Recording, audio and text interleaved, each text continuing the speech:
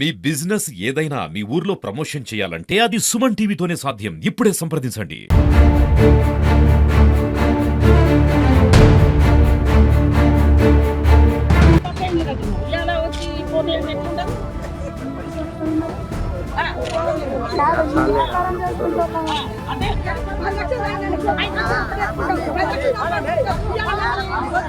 సూర్యాపేట జిల్లా కేంద్రంలో ప్రఖ్యాత సద్దుల చెరువు దిగువన ఉన్న 3 కాలనీలు 3 వార్డుల పరిధిలోని 6 కాలనీలో ప్రభుత్వ శాఖకు సంబంధించిన రెవెన్యూ, ఇరిగేషన్, మున్సిపల్ అధికారులు చేస్తున్న సర్వే వేలాది కుటుంబాల్లో కంటి మీద కునుకులు లేకుండా చేస్తుంది. వాళ్ళందరికీ కూడా స్థానిక మాజీ మంత్రి, స్థానిక శాసనసభ్యులు గుంటకండ్ల జగదీష్ రెడ్డి గారు ఒక భరోసాను అయితే ఇస్తున్నారు. నిన్న ఈ రోజు మొత్తం కూడా బాధితులతో ఎవరైతే బాధితులు ఉన్నారో బాధితులందరితో కూడా మమేకమై వాళ్ళందరికీ ఒక భరోసా ఇచ్చిన పరిస్థితి. ప్రస్తుతం మనతో పాటు జగదీష్ రెడ్డి గారు వారితో మాట్లాడదాం.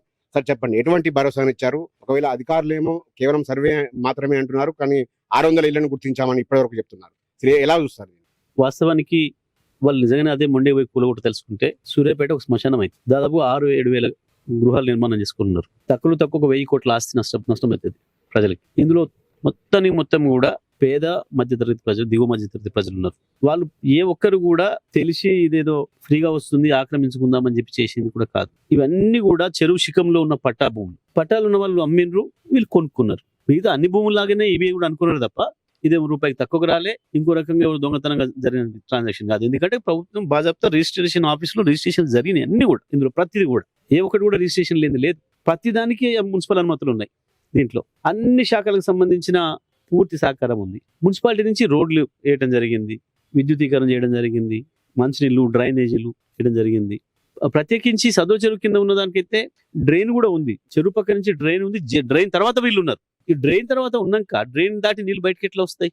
చెరువు నీళ్లు గంత సోయి లేకుండా ఉన్నారు. ఇంకా అధికారులు ఏదో టెక్నికల్ అంశాన్ని పట్టుకొని వచ్చి వేలాది మంది ప్రజల్ని భయభ్రాంతులకు గురి చేస్తామని తెలివితక్కువతనం చేసినారు. నేను అధికారులందరితో కూడా మాట్లాడినా, స్పష్టంగా చెప్పిన ఎట్టి పరిస్థితుల్లో కూడా ఎటువంటి కుదరదు, అడ్డుకొని తీరుతాం, అందులో సందేహం ఏం లేదు. ప్రజలకు అండగానే ఉంటాం. ఎందుకంటే ప్రభుత్వం కాబట్టి మనం నమ్మారు.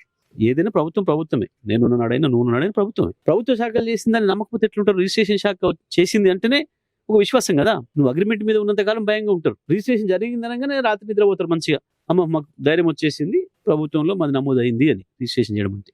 దాని మించింది ఏముంటుంది ఇంకా విశ్వాసం కల్పించడం అనేది? కాబట్టి ఎక్కడైనా ఏదైనా జరిగితే తప్పులు ప్రభుత్వాల వైపు నుంచి జరిగినాయి, ప్రభుత్వ శాఖల నుంచి జరిగినాయి. కాబట్టి దానికి ప్రజలు శిక్షించొద్దు. ఉన్నాయి కాపాడండి, ఇప్పుడున్న చెరువులు కాపాడండి, ఇప్పుడున్న వాటిని కూడా కాపాడండి. ఎక్కడైనా ప్రజలకు ప్రమాదం జరిగే అవకాశం ఉంది, వరదలు వచ్చి కొట్టుకుపోయి ప్రజలు దెబ్బతినే అవకాశం ఉంది అనుకున్న చోట అది ప్రజలకు అర్థం చేయించి, ప్రత్యామ్నాయం చూపించి అక్కడి నుంచి తీయాలి. ఇది ప్రభుత్వాలు చేయాల్సిన పని.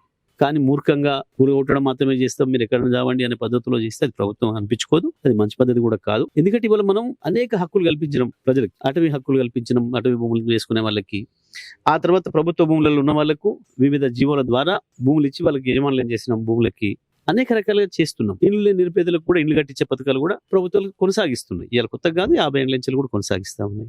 ఎక్కడైనా ఒక భారతదేశంలో కాదు, ప్రపంచవ్యాప్తంగా కూడా జరుగుతూ ఉన్నాయి. ప్రతి మనిషికి ఒక ఇల్లు ఉండాలనే కోరిక ఉంటుంది. ఇల్లు ఒక ధైర్యం ఇస్తుంది. కాబట్టి సహజంగా అది నెరవేర్చాలని చూస్తాయి ప్రభుత్వాలు. కానీ దురదృష్టవశాత్తు ఇవాళ ఉన్న ఈ రేవంత్ రెడ్డి నాయకత్వంలో ఉన్న ప్రభుత్వం కూల్చడమే ప్రభుత్వ విధి అన్న పద్ధతుల్లో పనిచేస్తుంది. కూల్చడం కాదు, చెరువులు పరిరక్షించాలని చెప్పి ఏదైతే మాట్లాడుతున్నారో 100% చెరువులు పరిరక్షించుకోవాల్సింది, అందులో సందేహమేం లేదు. కనీసం ఇప్పుడు ఉన్నవాడికన్నా పరిరక్షించుకునే ప్రయత్నం చేయండి.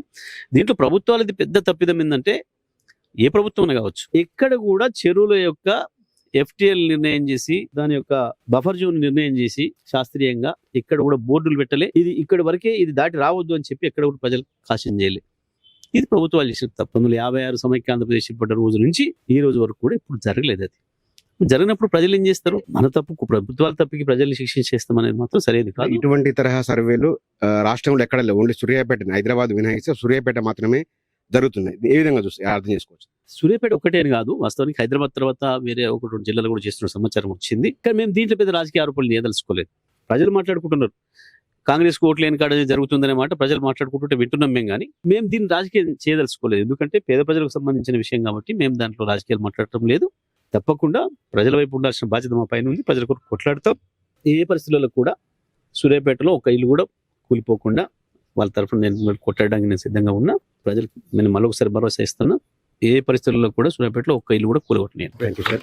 ఇది ఎట్టి పరిస్థితుల్లో కూడా సూర్యాపేటలో ఏ ఒక్క ఇల్లును కూడా కూలగొట్టనివ్వనని కూడా జగదీష్ రెడ్డి గారు ఏదైతే బాధితులకు ఉన్నారో ఆందోళనకారులకైతే ఆందోళన చెందుతున్న మహిళలకు భరోసా అయితే ఇస్తున్నారు. ఖచ్చితంగా ప్రభుత్వం నిర్మాణాలు చేయాలి తప్పించి కూల్చొద్దని కూడా వాళ్ళైతే మరోసారి విజ్ఞప్తి చేస్తున్న పరిస్థితి ఉంది.